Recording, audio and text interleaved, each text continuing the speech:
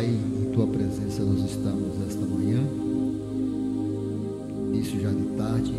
Queremos agradecer esta oportunidade de estarmos aqui na Tua presença. Nesse momento de oração, nós te pedimos a Tua graça, a Tua misericórdia, o Teu perdão. Que o Senhor venha abençoar este momento de adoração e de louvor. Abençoa aqueles que vão estar ouvindo essa transmissão, aqueles que vão estar conectados com esta palavra. Que o Teu Santo Espírito venha esta tarde trazer uma renovação espiritual. Abençoa esse momento aqui que vamos falar da Santa Palavra e também sobre o estudo da tipologia do tabernáculo. E é assim que nós oramos e nós agradecemos em nome de Jesus. Amém.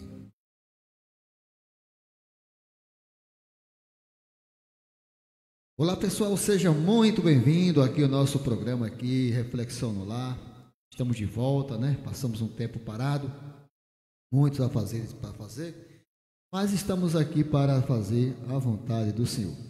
Hoje vamos iniciar nossos estudos sobre a tipologia do tabernáculo de Deus. Por que estudar o tabernáculo? Qual a intenção? Então, nossa introdução, por que estudar o tabernáculo? Você já fez essa pergunta? Que foi feita no Antigo Testamento. Então, tem muitas coisas parecidas para que possamos entender sobre os dias atuais. Então, quem considere desnecessário e até inútil o estudo sobre o tabernáculo, por se tratar já do Antigo Testamento. Mas há muitas razões bíblicas para fazer nós a seguir, e vamos apresentar aqui 6 delas. Primeiro, ocupa muito capítulo na Bíblia, um total de 50 capítulos. Olha só como é profundo esse estudo. Ele ocupa 50 capítulos da Bíblia, sendo 13 em Êxodo, do 26 ao 31, 35 ao 40, 18 em Levítico, 13 em Números, 2 em Deuteronômio, 4 em Hebreus. Se o tema fosse sem importância, certamente não ocuparia tantos capítulos. Você concorda comigo? Aqui da palavra de Deus. Não teria tantas instruções. Então vamos aprender esta tarde as instruções tão detalhadas para a sua construção daquela época do tabernáculo. Foi projeto pelo Espírito Santo, ou seja, foi projetado pelo Espírito Santo. O tabernáculo foi projetado pelo próprio Deus. Ele apresentou esta planta a Moisés, divertindo ele para que fizesse de acordo com o modelo que está lá em Êxodo, no capítulo 25 e 29. E também lá em Hebreus, no capítulo 9, versículo 8. Olha só, lá no Novo Testamento faz menção do tabernáculo de Deus, lá do Antigo Testamento. Querendo que isto dá a ceder, a entender o Espírito Santo, que ainda o caminho do santo lugar não se manifestou enquanto o primeiro tabernáculo continua erguido. Hebreus 9:8. Então, os ritos, a oferta, o sacrifício, o mosaico eram perfeitos e também ineficazes. Vamos aprender isso aqui nesta tarde aqui. Terceiro, fala sobre Jesus Cristo. O tabernáculo e seus diários falam sobre a pessoa maravilhosa de Cristo, nosso Salvador. Por isso, estudar os tipos, os símbolos de cada objeto do tabernáculo é de grande significado para nós, como está lá em Hebreus capítulo 10, versículo 20. pelo novo e vivo caminho que ele nos consagrou pelo véu, isto é, pela sua carne. Ele também, estudar o tabernáculo, ajuda a compreender o Novo Testamento. Há certas passagens do Novo Testamento que são citações do Antigo Testamento, que falam de princípios e costumes judaicos, os quais só poderemos compreender mediante o estudo do tabernáculo. Eu convido a você a participar deste estudo. Também vamos aprender sobre a teologia sistemática, ou seja, há muitos conceitos teológicos implícitos aqui no significado e tipo de tabernáculo. Por isso, através dele podemos aprender sobre a hematologia, cristologia, a pneumatologia e também a missiofologia e etc.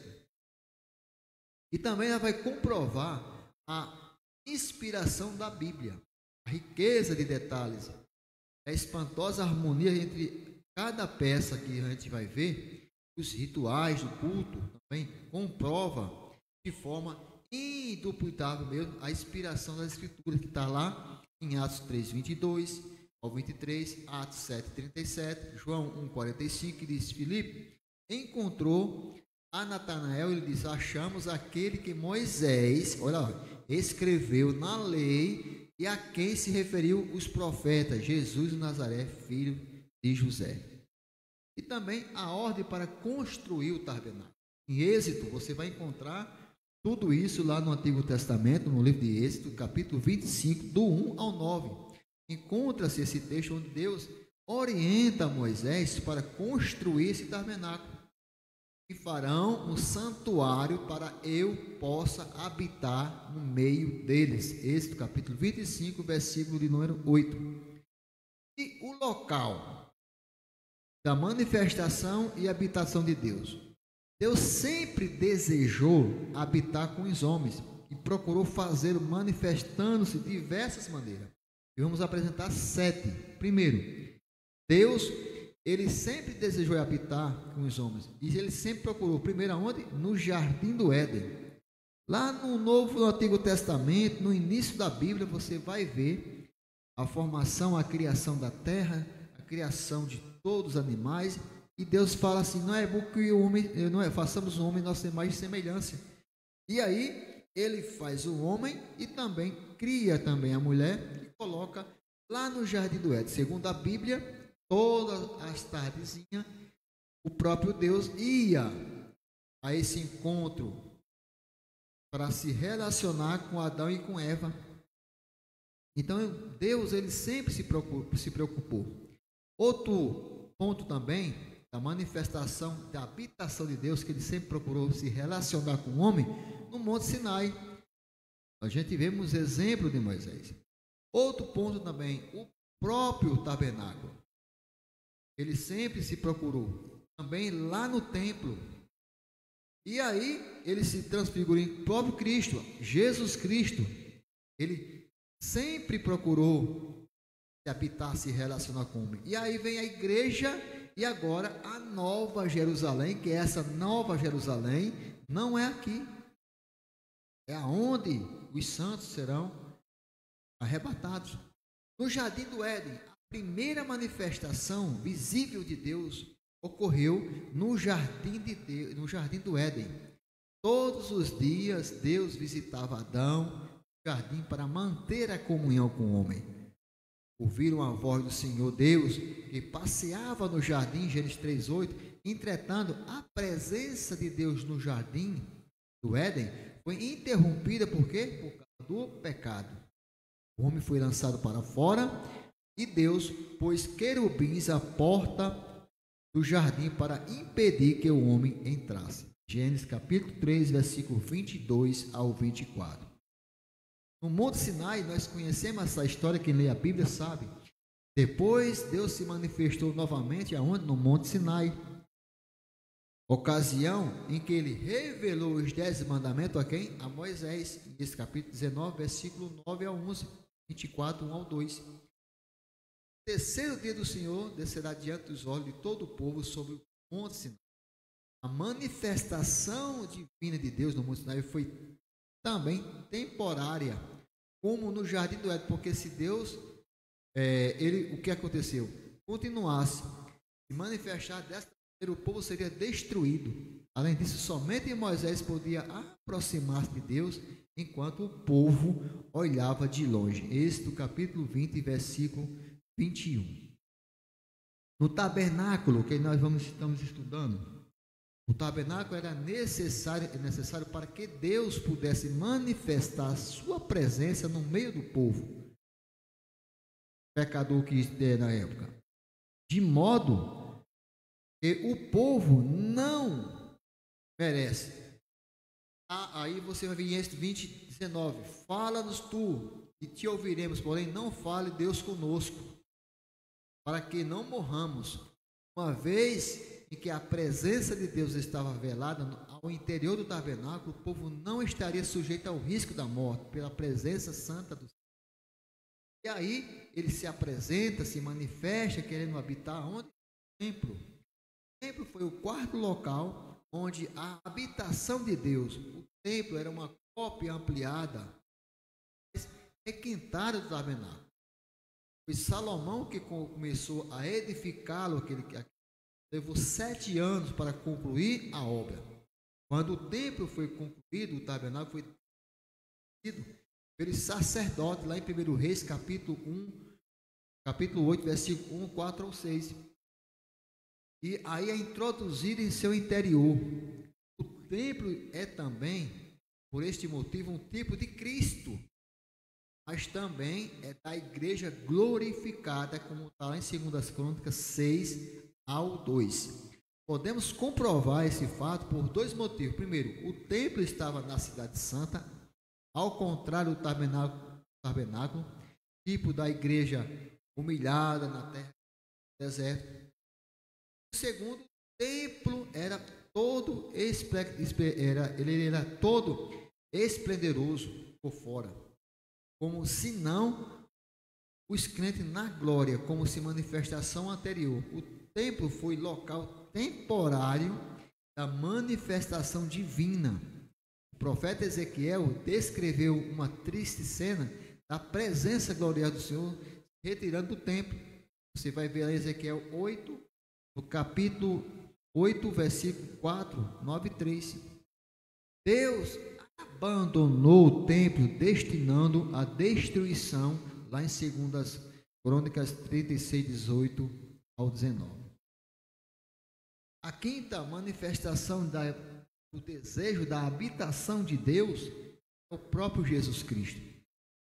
Essa manifestação, por quê? Jesus Cristo, ele é o tabernáculo de Deus, é o verbo que se fez carne e habitou entre nós.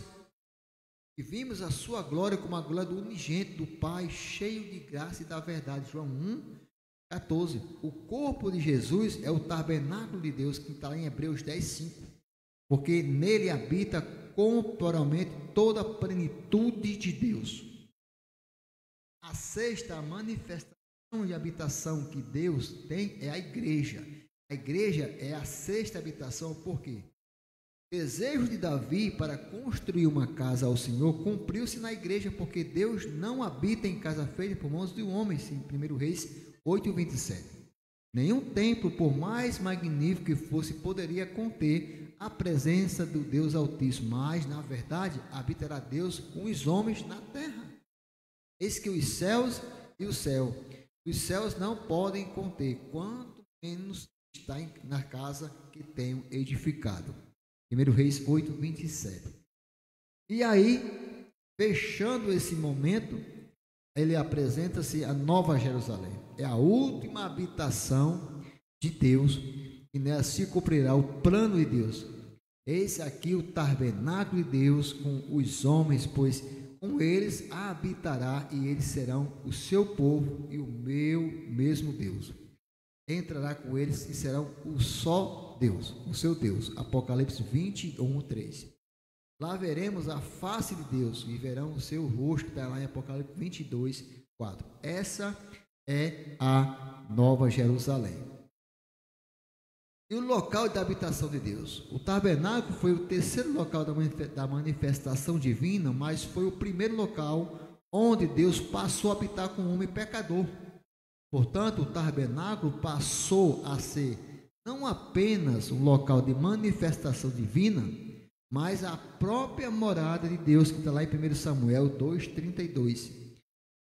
Isso, o tabernáculo é local onde, primeiro, Deus encontra-se com o pecador, Êxodo 25, 22. Segundo, Deus revela-se ao pecador, Êxodo 29, 46. Terceiro, Deus habita com os pecadores, lá em Mateus 1, 23. Deus fala com os pecadores, Mateus 1, 23 e também Êxodo 25 e o versículo 8. E Deus aceita o pecador, como Levítico 1 ao 4. Foi exigido de Moisés essa construção do modelo do tabernáculo. Então, foi exigido mesmo de Moisés que o tabernáculo fosse feito de acordo com o modelo que Deus lhe mostrou. Tudo que eu te mostrar para modelo do tabernáculo, assim mesmo o fareis. Êxodo 25, 9. Essa mesma ordem ela se representa, ela vai se repetir também no verso 40, depois que tudo faça segundo o modelo, Êxodo 25, 40, mencionada por Estevão, e lá em Atos 7, 44, e também é explicada no livro de Hebreus, vê que faças de acordo com o modelo que foi mostrado, Hebreus 8, 5. Isto era necessário porque o tabernáculo era um tipo de Jesus Cristo, prefigurava coisas futuras. E aqui a gente encontramos outros nomes para o tabernáculo. Tem o tabernáculo, a habitação, a tenda, o tabernáculo de testemunho, a tenda da congregação, a casa do Senhor, casa de Deus. E aí a gente vai entrar sobre o tipo e antitipo. A palavra tipo, do grego tipo, que significa bater, golpear. A ideia original era o resultado do impacto de agente ou a pressão. Aí vai surgir a ideia do sinal, modelo, expulso, né? Então, possui semelhança como o antitipo, deve possuir realismo histórico de um tipo e sombra, que indica uma realidade, e um tipo é uma forma de profecia, mas a profecia consiste em predição verbal, enquanto a tipologia consiste na predição feita através da correspondência entre duas realidades, tipo e antitipo. O antitipo é sempre maior do que o tipo, pois é o cumprimento do tipo. E aqui a gente vamos dar uma pausa para a gente explicar muito melhor essa segunda fase sobre esse ensinamento do tipo e o antitipo. Eu quero agradecer a você que tem nos acompanhado. Deus abençoe todos vocês. Um bom final de semana. Estaremos de volta na próxima reflexão lá, se assim o nosso bondoso Deus nos permitir. Tchau, gente. Fica com Deus. Até a próxima. No nome santo do Senhor Jesus.